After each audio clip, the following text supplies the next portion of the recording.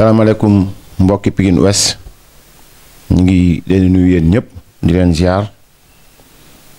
di leen jaajëfal aussi ci déglu bi ngeen nar a déglu pour ñu apporter quelques clarifications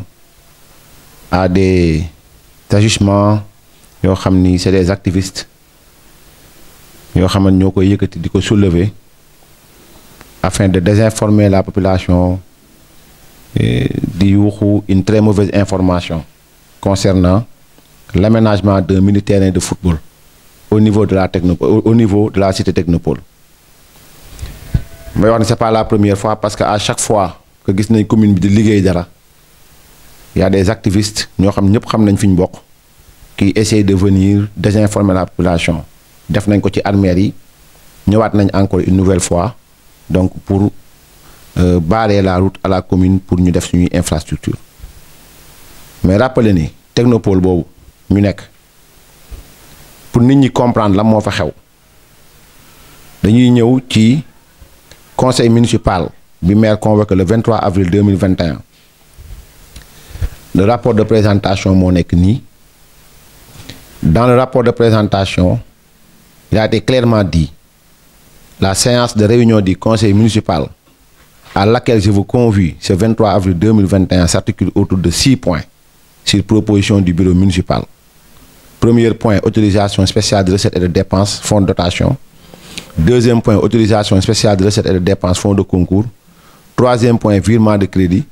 Quatrième point, adoption des TDR relatifs à l'élaboration du plan stratégique pour l'émergence de Pikine Ouest, horizon 2035. Cinquième point, te moo ci ëpp solo ci par rapport ak li may wax tey muy autorisation de la signature de convention de partenariat entre la commune de Pikine Est et l'ISEC, déjà dans un projet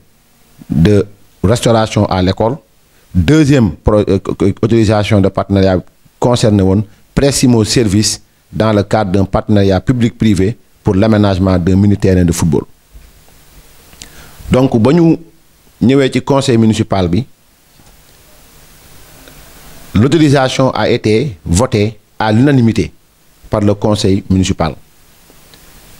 La convention de partenariat a été exposée au vu et su de tous les conseillers municipaux. On leur a remis la convention de partenariat qui lie la commune de Pikine Ouest et Pressimo Service. Ay observation soulevé woon nañ ko notamment le maire Magaye Seck et monsieur le maire Cheikhna Keita, lesquelles propositions jël nañ ko intégré ko aussi ci biir partenariat ci biir convention bi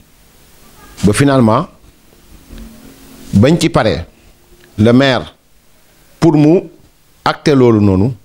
donc ci la signé la convention le 12 mai le 23 avril le conseil municipal bi validé le 12 mai maire signé convention bi ñu ko autorisé pour mu signé ko et le 26 mai l'approbation a été demandée au sous-préfet de Dagoudane qui a approuvé la convention de partenariat mi ngi nii signature préfet moo nekk nii la signature du maire et la signature de Pressimo. Donc pour la construction d'un mini-terrain de football bañ ci jógee le maire dans un souci inclusif et participatif par rapport à la population dem na seeti le délégué de quartier en l'occurrence monsieur Niokhobaye Diouf ak association jeunes yi nekk ci koñ ba ak association des femmes parce que nous notre approche mooy à chaque fois que ñuy def projet quartier bi mu nekk dañ woo délégué bi woo conseil de quartier am woo ndaw yi fa nekk woo jigéen ñi partager ak ñoom l'idée du projet parce que il suffit pas seulement de la légalité mais aussi de la légitimité ci noonu dañu waxtaanee ak waa quartier bi waxtaan ko ak ñoom partager ak ñoom donc ñoom ñu approuver vraiment un projet qui vient à son heure et que ku bañ développement wala nga maanaam am foo taxaw rek yaay bañ xeetu liggéey bii maintenant ci noonu la ñu continuer donc commencer li nga xamante moom mooy travaux mini-terrain de football bi à notre très grande surprise Descos ñëw ne day arrêté.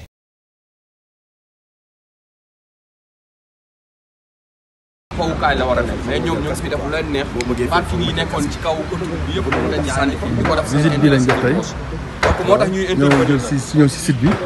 gars yi commencé nañ def seen i travaux ay dal lañ ci def dal yaa ngi nii ay dal lañ ci def ay dal yu mag lañ ci def mi ngi nii benn 1 2 3 4 ñu nii carré ko 5 ne la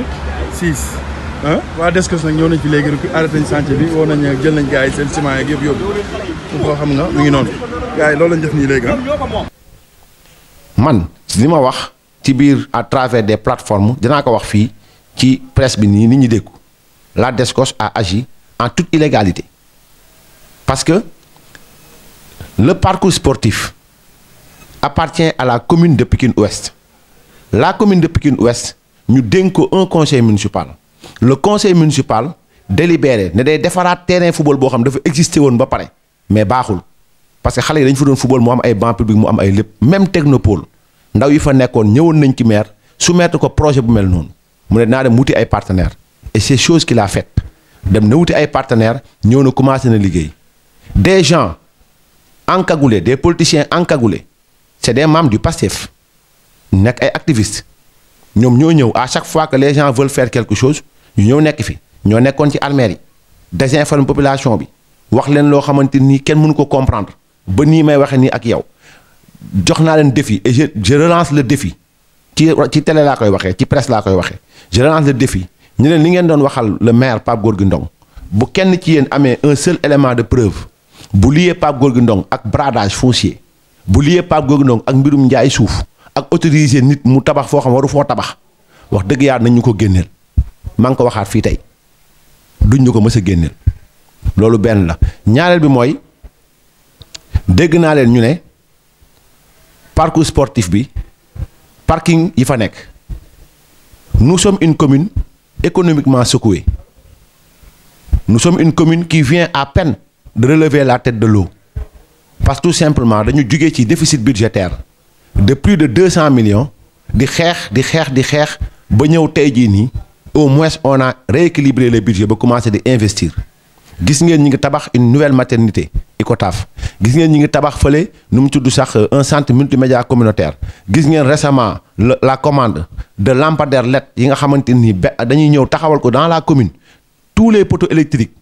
bu mën a am ci commune bi dinañ ko doter lampadaire LED pour au moins participer à l'électrification ak sécurité kii bi gis ngeen ci wàllu éducation niñ ciy def gis ngeen Dominique avancé yi fa am mais commune bi bu fekkee dafay def ci santé amul recette doo fa jëlee ñaar dërëm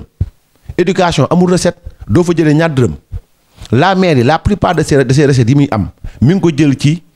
taxes yi muy relevé ci ay OVP taxes yi muy relevé ci sur les publicités et cetera donc maintenant bu fekkee dañ ñu bëgg a wax ni espace yi duñ ko exploiter ma foi donc dañ bëgg xoj commune bi wala ñu am objectif que ne maire bu mu fi def dara parce que ñoom xam nañ ne ci campagne électorale lañ nekk parce que seen leader moo leen ko sant kenn ku ne nga dellu commune ba gis ngeen un peu partout seeni nit ñi ngi dem di taal dëkk bi fenn fu ne ñoom ginnaaw ma fii mënuñoo taal parce que xamuñu fu ñuy taale ak lu ñu war a taal donc dañ nekk ci activisme pour au moins le maire li mu war a def mu bañ koo def mais je le dis et je le répète li ñuy wax nii yëpp ak di ko def pour ceux qui comprennent ils sont dans leur logique politique et nous ferons face bien entendu parce que tamit nag xoxatal bi ñu bëgg def nit ñi ak niñ bëgg terroriser nit ñi intellectuellement terroriser nit ñi ci wàllu doxalin loolu duñ ko nangu yàlla moo dogal ni Pape Gorgui Ndong da yàlla teg ci bopp maire bi action bureau municipal et son conseil municipal ils ont délibéré pour la construction d'un mini-terrain de foot ça la Descos ne va pas nous l'interdire et ne peut même pas nous interdire de faire ça maintenant libre à la Descos mu def li mu war a def libre à la Descos mais je pense bien que la Descos am na leen lu mu war a def lu bëri loo xamante ni ça reste les gens parlent de construction illégale un peu partout ñu ñëw bind fa seen arrêt n'empêche les gens continuent de construire quelle est la réponse que la Descos a à nous donner donc il faut pas que d'anciens administrateurs nekk ci biir quartier yi di instrumentaliser Descos muy ñëw di agir d'une manière illégale d'une manière non administrative nous sommes une administration mairie lañu Descos administration la bokk mais ñun administration lañ légitime et légal boo ñuy interpeller wala nga ñuy arrêter dara dañu koy bindal ci kayit notifier ñu ko sans ça cette notification est nulle et non avenue man faale wu ma nit koy bind ci miir li ñu faale ñun mooy nga notifier ñu bindal ñu nañu saa waay li ngeen def nga bind convocation quand tu fais un arrêt nga ne Descos la mais tu fais une convocation en même temps bu fekkee dafa laaj bakken rot pour ñun li ñu war a def ñun waxuma maire de ñun ñi nga xam ne ay ndaw lañ dëkk ci biir commune bi ku génn 10 ñu génn 20 n'empêche li ñu war a def pour le bien de la commune on va le faire et personne je dis bien personne ne va se mettre en nu mu tudd sax à la croisée de nos routes. xam nga parking yi wax naa ko waxaat ko parking yi ñun dans notre politique ñu am recette parking yi nga xam dañ nekkoon ci booru autoroute bi ñun on a été impacté ñetti marché la Pikine Ouest amoon marché Chabanel marché Djibisar marché Mame Diarra APIX dindi na ko donc mu nekk benn marché de moins ñu ñëw def ay travaux ci autoroute bi ñu amoon ñu fa nekk doon fay occupation voie publique au moins maire bi am recette travaux yi dindi na leen ba ñuy def déviation aussi église bi ba ñëw ci Xelkom bâche ña fa newoon yëpp di mën ay activité di fay dindi nañ leen où est-ce qu'on me dise où est-ce que la commune de Pikine Ouest compte am ay recettes pour mën a def li mu war a def ñun faluñ ñu c'est vrai que cadre de vie da cee bokk mais cadre de vie la mairie mi ngi ciy def li mu mën a def la mairie a mis en place des jardins publics à Darou à Khourounar à l'école Chérif Tidiane ñi ngi waajal beneen à l'école Baoura Seck aux alentours de l'école Baoura Seck mais ñun ñi ngi góorgóorlu ci cadre de vie mais mënuñ jël commune bi yëpp def ko cadre de vie à la fin où est-ce qu'on va avoir des recettes pour que la mairie fonctionne donc ñun ci loolu lañ nekk maintenant libre à chacun maintenant nga wax ce point de vue nga wax ko mais ñun ñi nga xam ne ñun ñooy décider maintenant on décide on a donné à des tiers une autorisation d'occuper la voie publique à titre précaire et révocable ñu def fa ay parking maintenant quand on aura besoin de faire autre chose on va le faire mais ñun ñëpp xam nañ ne l'insécurité qui prévaut là-bas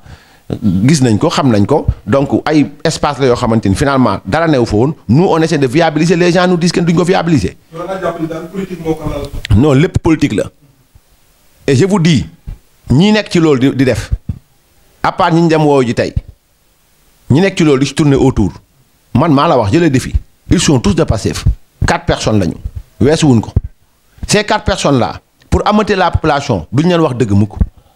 ils mentent à la population pour faire sortir la population.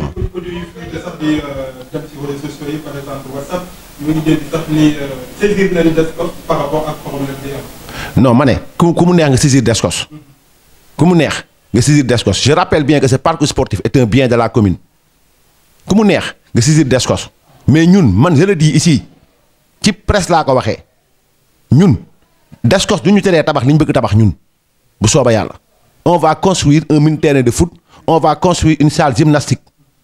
voilà maintenant nag léegi bu fekkee dafa laaj sacrifice pour le bien de la communauté man Bah Diakhaté je suis le premier bu Descos amee lu mu war a def na ñëw mu def ma ko man mais ce projet là verra le jour incha allah. armée yi mujj nañ xam ne ñoom ñëpp Pikine Ouest yëpp mujj nañ xam ni dañuy fenn du ñu wax ci armée yi ñëw leen dem maire dem saccager Pam Ndong dafay jaar teene cosaan kuñ ko wax nga am xel di nga xam ne Pam Ndong ba ñuy jaay teene cosaan nekkul maire. ñëw leen Pam Ndong mi ngi jaay armère yi armère nu ñu koy mën a jaayee et ensuite armère yi bokkul commune de Pikine Ouest parce que département de Pikine moo ko moom donc tey fen nañu askan bi génne leen fi marché à des fins politiques parce que c'est des activistes de Pastef ñeent lañu laa la wax dans cette commune mais c'est des gens qui essaient qui font dans la désinformation et le mensonge la calomnie nee naa la chaque jour ñu ne Pam Ndong jaay na je les défie képp ku am benn justificatif bu entaché Pape Gorgui Ndong ci mbirum jaay suuf wala mbirum lu ko entaché ci mbirum autorisation lu warta am du am na ko génne mu ne ko dàng nit ñëpp gis ko ils le feront jamais parce que amuñu ko c'est des gens qui font dans la spéculation c'est des gens qui font dans la manipulation c'est des gens qui sont dans leur politique dans leur politique xam nañ ne élection yi jëm duñu fay am dara maintenant c'est des ñu ànd seeg ay gens yoo xam dañu am problème personnel ak Pape Gorgui Ndong et je vous demande de vérifier les images ñoom dama bëgg nga teg après seen image ñoom c'est des gens qui ont des problèmes personnels avec le maire Pape Gorgui Ndong parce que fii lañ nekkoon au fait def fi njombe gi ñu fi def ñu jëlee leen fi c'est des gens yoo xamante ils portent la haine envers le maire maintenant man je pense bien que ni booy def ci mbiru askan mën nga politiquer leneen lu ñu war a defal askan nga taxaw ne kenn du ko fi def.